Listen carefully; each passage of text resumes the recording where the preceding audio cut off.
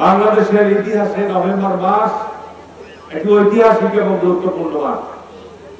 আপনাদের নিশ্চয়ই যারা এখানে বয়োজ্যেষ্ঠ মানুষ আছেন মনে আছে 1975 সালের 15ই আগস্ট বাংলাদেশের প্রেসিডেন্ট শেখ মুজিবুর রহমান সপরিবারে নিহত হয়েছিলেন। খন্দকার মোস্তাক আওয়ামী লীগ নেতা বাংলাদেশের রাষ্ট্রীয় ক্ষমতা দখল করেছিলেন এবং দেশে একটা অস্থিতিশীল পরিবেশ, অভ্যুত্থান পাল্টা অভ্যুত্থান, ব্যাপক অরাজকতা,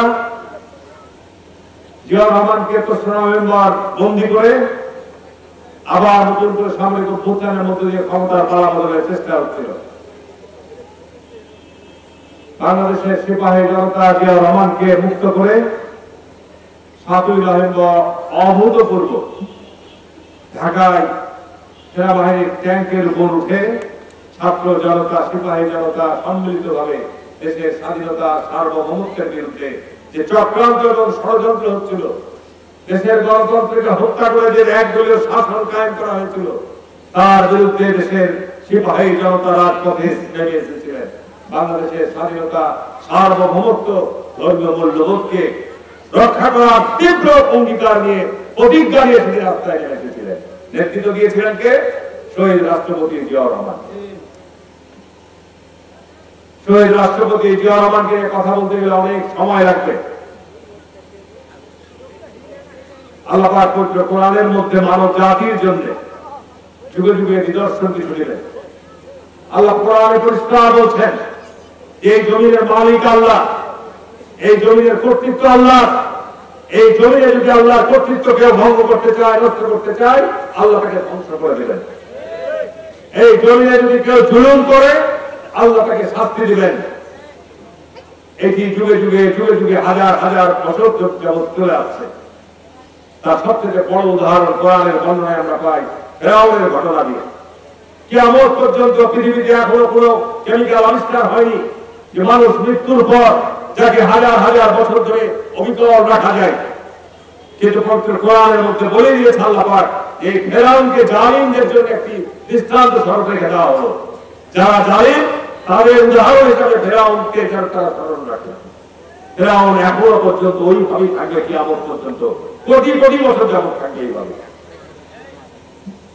শেখ মুজিব বাংলাদেশের স্বাধীনতার পর ক্ষমতায় এসে বাংলাদেশের 30,000 এদেশের ছাত্র যুবক মুক্তিযোদ্ধাকে নির্মমভাবে নৃশংসভাবে রক্ষী বাহিনী গঠন করে হত্যা করেছিল। বাংলাদেশে গণতন্ত্রকে হত্যা করে একদলীয় বাকশাল কায়েম করেছিল। সমস্ত পত্র পত্রিকার স্বাধীনতা কেড়ে নিয়েছিল, বিচার বিভাগের স্বাধীনতা কেড়ে নিয়েছিল। বাংলাদেশে একদলীয় শাসন কায়েম করেছিল। পার্লামেন্টে আওয়ামী লীগ ছাড়া কোন দলের সদস্য ছিল না। এই কথাগুলো যারা বয়োজ্যেষ্ঠ আছে, এখনকার নতুন প্রজন্ম ইতিহাস আজকে চর্চা করতে দেওয়া হয় না। এগুলো ইতিহাসে এখন ছেলেদের বই পুস্তকে আমরা লিপিবদ্ধ করব। বাংলাদেশের সঠিক ইতিহাস এই নতুন প্রজন্মকে আমরা জানাতে চাই, জানতে হবে এই নতুন প্রজন্মকে। শেখ মুজিব আল্লাহর ফয়সালা, শেখ মুজিবকে সপরিবারে 15 আগস্ট 32 নম্বর বাড়িতে তাকে হত্যা করা হলো। সেদিন তার পার্লামেন্ট ছিল, সেদিন সেনাবাহিনীর প্রধান তার ছিল, সেদিন পুলিশের প্রধান তার ছিল, রক্ষী বাহিনীর প্রধান তার ছিল, সমস্ত বাহিনীর প্রধান, সমস্ত ক্ষমতা নিয়ন্ত্রণ ছিল তাদের হাতে। কিন্তু সেই দিন পার্লামেন্টের সকল এমপিরাও তারা ছিল। কেউ কিন্তু শেখ মুজিবের ওই লাশ পড়েছিল 32 নম্বর বাড়ির সিঁড়িতে, কেউ দেখতেও যায় না। কি কথাগুলো ঠিক বলছি না বেশি বলছি? তার জন্য কোনো রাতে জানা যাওয়া হয় নাই, তার লাশের কে সৎকার করবে তার সাহস কেউ পায় নাই। সেনাবাহিনীর হেলিকপ্টারে করে শেখ মুজিবের লাশকে নিয়ে যাওয়া হয়েছিল টুঙ্গিপাড়ায়। সেখানে 570 সাবান দিয়ে তাকে গোসল করিয়ে মাত্র কয়েকজন সেনা সদস্যরা মিলে সেখানে তার লাশ কবর দিয়ে এসেছে। বাংলাদেশে তৎকালীন সময়ে তাদের এমপিরা সব পালিয়ে গিয়েছিল, ভারতে গিয়েছে, পালিয়ে গিয়ে আত্মগোপন করেছিল। আল্লাহ কি খেলা দেখেন, তার কন্যা শেখ হাসিনা বাংলাদেশের আওয়ামী লীগের যারা রাজনীতি করে তারা বলে গণতন্ত্রের মানুষ কন্যা।